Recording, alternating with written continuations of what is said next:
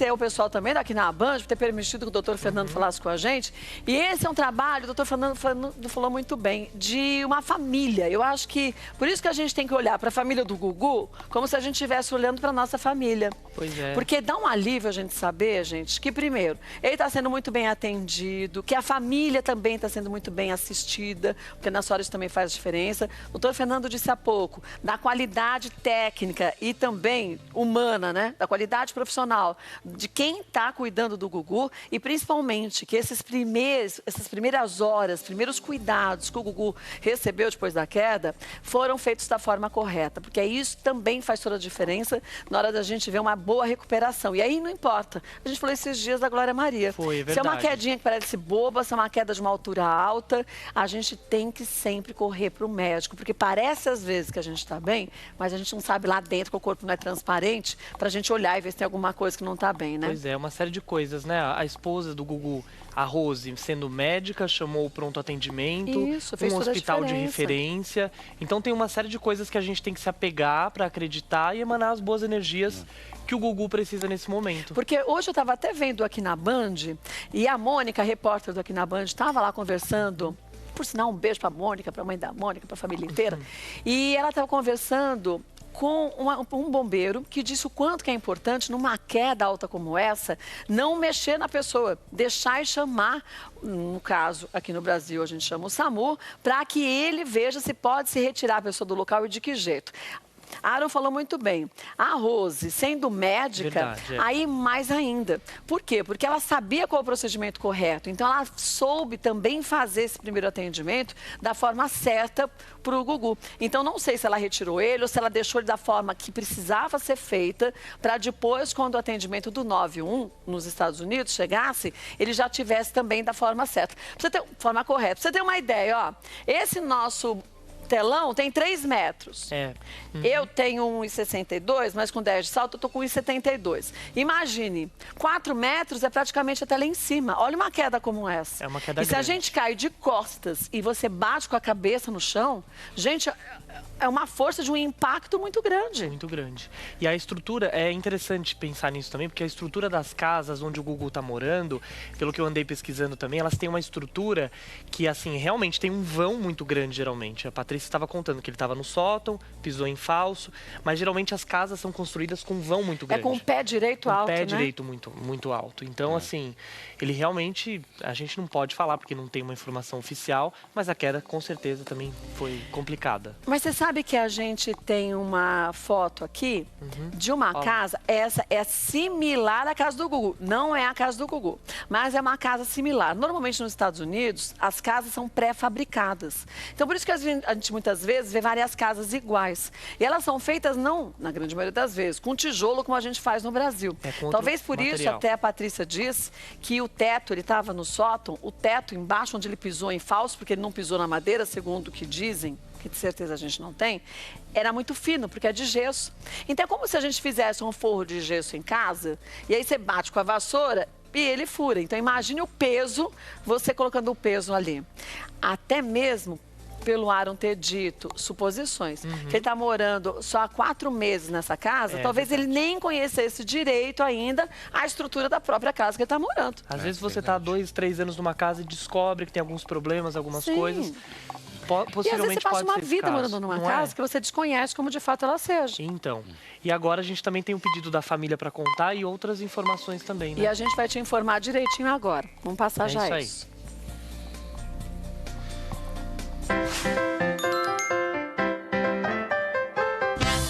Sejam bem-vindos vocês do Brasil todinho. Olha, hoje a gente já começou o programa aqui falando dessa notícia terrível que a gente recebeu ontem, da queda do Gugu, que ele estava nos Estados Unidos, morando lá, e ele caiu de uma altura de 4 metros, que ele foi internado, que ele está recebendo e inspira cuidados especiais, recebendo todo o atendimento.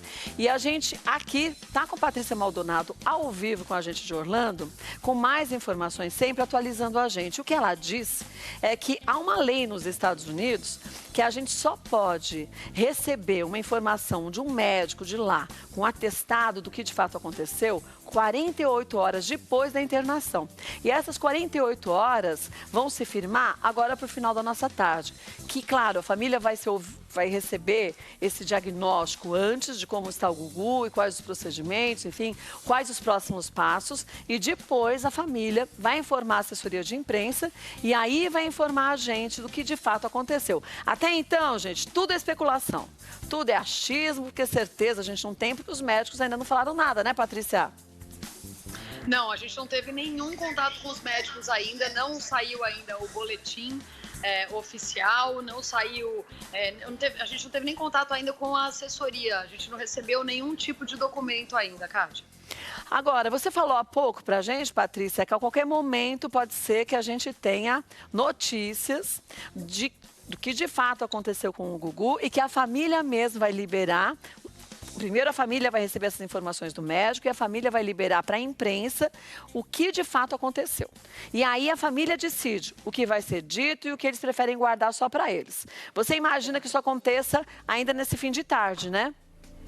Com certeza, porque é quando vai completar 48 horas do momento em que ele entrou aqui no hospital, né? Então tá todo mundo aqui esperando esse momento, até porque não foi divulgado nenhum boletim médico desde o momento da internação dele na quarta-feira, a gente não recebeu nenhum boletim oficial, as informações vieram exclusivamente da assessoria dele, informações bem superficiais, obviamente, né? Até porque eles estão preservando muito a família, os amigos, o próprio Gugu, então a gente não recebeu nada muito detalhado, por isso que a gente acaba tendo essas informações tão, às vezes, confusas, né? Uns falam que ele foi colocar luzinha de Natal, outros falam que ele foi arrumar o ar-condicionado, outros falam que ele caiu, tropeçou. Agora uma nova que a gente acabou de ouvir, que ele teria tropeçado na casa e batido a cabeça na quina. Ou seja, como a gente não tem nada ainda oficial, ficam surgindo essas versões a todo minuto, né? E cabe a gente, acho que daí é um papel, não é só a ética jornalística que conta nessa hora. É humano, né? Tava todo mundo dizendo aqui, a gente como jornalista, a gente tem obrigação de ser ética. Eu falei, gente, a gente como ser humano, a gente tem obrigação de ser ética. Porque eu tenho pai, eu tenho irmão, eu tenho filho, eu tenho tudo isso. Eu podia ser eu lá, podia ser qualquer um da minha família. Então, assim, a gente tem obrigação de respeitar o Gugu e os familiares e os amigos pessoais dele, né? Por humanidade, né? Por humanidade, por se colocar no lugar do próximo. Tá. E tanto você... Empatia. Empatia. Tanto você como Eleonora, desde o primeiro momento que foi dito que Gugu estava internado e se falou tudo que ele tinha passado, que o estado dele não era leve, como a gente imaginou inicialmente, vocês estão aí fazendo toda a cobertura. E mais do que isso, você falou bem, sendo humanas e sabendo filtrar o que de fato chega. Porque se chega muita coisa pra gente aqui no Brasil, pra vocês na frente do hospital, meu Deus, deve ser muito difícil entender o que de fato é real e o que não é. E se for só um jornalista, um profissional e não uma pessoa humana, que porventura tem essa profissão, sai falando tudo que aparece e não pensa na família do Gugu e nos amigos também. Então é muito melhor, eu acho, a gente não dar o furo de reportagem, mas a gente dá o furo humano de se colocar no lugar do outro. Que empatia é uma palavra que eu acho, uma atitude que a gente tem que ter cada vez mais na nossa vida, né, Patrícia? Não é o caso de dar furo, né, Kátia? Não é essa questão nesse caso. A gente está aqui, ao contrário, a gente quer, se alguém for dar que ele está ótimo, que ele está melhorando, que ele está aqui ótimo, a gente vai adorar saber disso. E dá também, a gente não precisa ser os primeiros a dizer isso, poxa vida, do mesmo jeito que a gente tem muito cuidado para dar as notícias negativas também. A gente checa muito e foi muito interessante esse trabalho que a gente fez, nós duas, eu e a Eleonora aqui, eu acho, porque a gente pensa do mesmo jeito. Então a gente, desde o começo, ela falava para mim, olha, chegou para mim informação tal, para mim também chegou tal coisa. Não vamos dar, não é oficial. Né? E acabou, e a gente seguiu assim, embora um monte de veículos estivessem dando informações e tal, a gente falou, vamos seguir com a nossa postura, com a nossa responsabilidade. Agora, há pouco, A gente, de manhã, a gente falou, bom, vamos falar com alguns amigos do Gugu, né, para ver como cada um tá agindo nesse sentido, que tipo de oração que tá fazendo, quem pretende ir para lá, como cada um quer agir. E aí a gente recebeu há pouco uma informação que a família do Gugu falou com os amigos mais próximos e com familiares, com a produção do programa, pedindo que ninguém falasse com a imprensa. E eu acho isso muito bom, e isso mostra quem é amigo de verdade, porque essa pessoa que ia falar com a gente falou assim, olha, eu não posso, como a família falou, e eu sou amigo mesmo, eu vou seguir a orientação deles. E aí eu acho que não existe sentimento maior do que uma amizade assim sincera e até da própria produção, porque a gente viu que não vazou nada e ninguém falou nada, nem os amigos de verdade e nem tampouco os profissionais que trabalham com o Gugu, né, Patrícia? Ah, com certeza. Não, nada, nada. E por isso até que o nosso trabalho está um pouco mais complicado, digamos assim. Nesse sentido, porque a gente não consegue informação, mas ao mesmo tempo a gente compreende. A gente não está reclamando disso, não. A gente vai aguardar a informação de maneira oficial, na hora que eles acharem que convém eles passarem essa informação para a gente. A gente respeita muito essa família, a gente respeita muito o Gugu. Então a gente está aqui aguardando, a gente está a postos. Agora, você falou pra gente agora há pouco que ontem, 11 da noite, a família saiu, porque, obviamente, chegaram muito cedo, ficaram o dia inteiro naquele momento apreensivo, muitos deles nem comeram nem nada, nem tinham condições disso. Eles retornaram hoje cedo, quer dizer, o médico também que saiu aqui do Brasil já chegou para eles conversarem sobre a situação do Gugu? Kátia, eu me revezo entre ficar aqui fora para fazer as entradas, porque elas não podem ser feitas dentro do hospital. Né? Então eu saio para fazer as entradas e entro de novo para ver se eu tenho alguma informação lá dentro. E aí a informação que eu tive numa dessas entradas foi de que o médico brasileiro, amigo da família, um neurologista estaria aqui. A gente já estaria aqui fazendo exames no Gugu, mas assim, é uma informação extraoficial. E sobre os familiares, a única pessoa entre os familiares que eu encontrei aqui hoje foi o André, sobrinho dele. E o André chegou logo cedo. Eu encontrei o André logo cedo aqui, ele está o tempo inteiro no celular, resolvendo um monte de coisa. A gente imagina que seja... e a gente não está nem pedindo para dar entrevista, nem nada, porque a gente está vendo, não é o momento. Não é o momento, ele está resolvendo um monte de coisa no telefone, sem parar. E a gente está respeitando. Deixa eu te perguntar uma coisa. Foi falado aqui no Brasil que um médico português também teria saído de Lisboa e teria ido para os Estados Unidos ontem para também fazer um atendimento pro Gugu e mais do que isso, né? Para tranquilizar a família. Isso de fato foi real ou não? A gente não tem essa informação, Kátia. Isso para mim é novidade. A gente não tem esse dado, não. O importante é que ele está sendo bem atendido por médicos e mais do que nunca, agora com esse médico brasileiro, neurologista que chegou aí, a família acaba tendo a tranquilidade que de fato é uma pessoa que eles confiam e tudo que for dito, se vai bater com os outros médicos o que disseram, isso vem a confirmar o que deve ser feito daqui para frente, né? Claro, Kátia, porque você imagina, você está num país diferente do seu, que fala uma língua que você entende, mas não 100%, né? Eu moro aqui há 4 anos, eu não falo 100% de inglês, eu não tenho inglês fluente, embora eu more aqui há já um tempo considerável, né?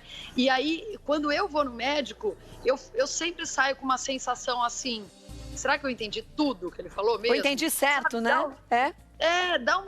Essa hora você quer ouvir a sua língua, você quer ouvir português, você quer se sentir mais seguro. Então, eu acho que até não é desconfiando dos médicos americanos, longe disso, são médicos super preparados, o hospital é de ponta, como eu falei, mas eu acho que eles estavam precisando ouvir alguma coisa de alguém que eles confiassem que falasse a língua deles. Agora, então, seria essa a intenção dessa vinda desse médico. Imagine, você vai a um médico e, graças a Deus, não é nada sério. Quando você tem algo que está acontecendo com um grau de seriedade maior, aí a dúvida é sempre maior e aí, mais ainda, a gente quer alguém que fale uma língua que a gente entenda para que a gente consiga ter certeza de que a gente não está nem se iludindo, nem achando que está muito pior do que estava, na verdade, para a gente ter a real certeza da situação, né? Exatamente. Acho que foi essa a intenção deles ontem. Eu acompanhei o momento que eles estavam decidindo se faziam isso ou não. E aí hoje chegou a informação de que o médico já estava aqui. Que bom. Cacá tem uma pergunta para você, Patrícia. Pode fazer, Cacá. Boa tarde, Kátia. Boa tarde, tarde. Patrícia. A gente quer saber, na verdade, Patrícia, como está a Dona Maria, né? Chegou ontem aí em Orlando. Se você tem essa informação, como ela está hoje emocionalmente? Você tem essa informação? Como está a Dona Maria hoje, né? Com mais de 90 anos, sabendo da situação do Gugu? Eu acho que junta várias coisas, né? Uma senhora de uma idade avançada, depois de fazer um voo super longo, o voo São Paulo-Orlando não é um voo curtinho, né? Não é um voo demorado. Então, e além de tudo, com o filho no hospital, né? Juntando tudo isso, eu não vi a Dona Maria hoje, eu não tenho informações, mas a gente pode imaginar, né? Eu encontrei com ela ontem, ela estava bastante abalada.